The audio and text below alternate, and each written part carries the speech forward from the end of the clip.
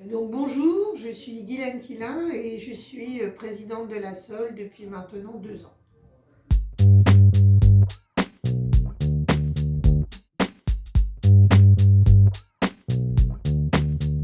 Je suis arrivée à la SOL un peu par hasard.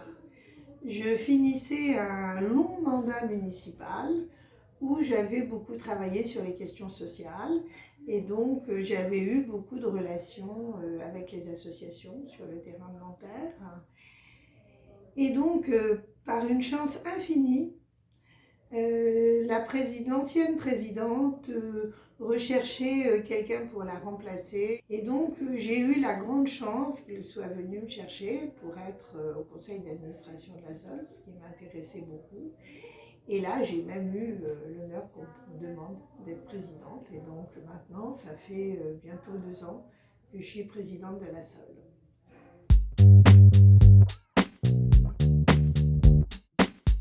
Pour moi, la mission principale, c'est que la SOL est une association en plein essor, qui connaît énormément de développement de ses activités, beaucoup parce que malheureusement la précarité augmente et donc évidemment le champ d'intervention est de plus en plus important.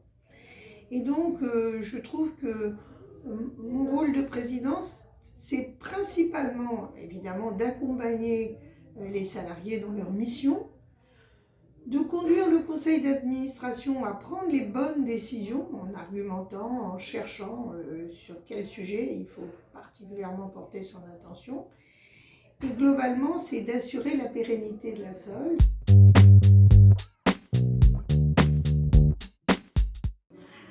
Alors l'aide alimentaire à la SOL, c'est évidemment quelque chose d'important puisque beaucoup de personnes qui viennent à la SOL ont des problèmes alimentaires en n'ayant tout simplement pas les moyens d'assurer leur subsistance alimentaire.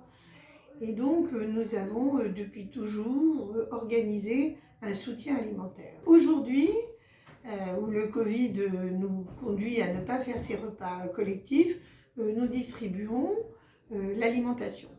Bruno, qui est notre cuisinier, animateur, produit des repas et puis les met dans des petites boîtes. Mais c'est des repas qui ont la meilleure qualité possible et qui permet que tous ceux qui le reçoivent puissent avoir un repas satisfaisant.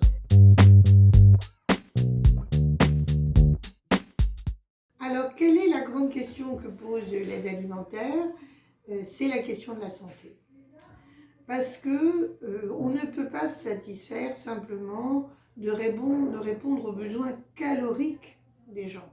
Bien sûr que les gens ont besoin de manger, mais il faut savoir qu'en France, la malbouffe est responsable d'une très grande partie des problèmes de santé que les gens rencontrent. Les gens qui sont en difficulté, en précarité, ont d'autant plus besoin qu'on leur amène une nourriture équilibrée parce qu'ils vivent déjà dans des conditions difficiles et ça n'est pas nécessaire de rajouter du diabète, de l'obésité, du cholestérol, enfin toutes les maladies que la malbouffe amène.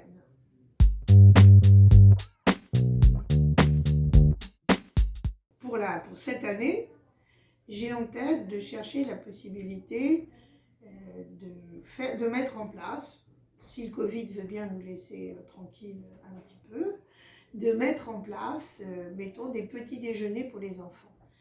Tout le monde sait que le petit déjeuner du matin est essentiel pour la santé de l'enfant avant qu'il aille en classe, et tout le monde sait que dans les familles démunies, c'est le repas le plus sacrifié.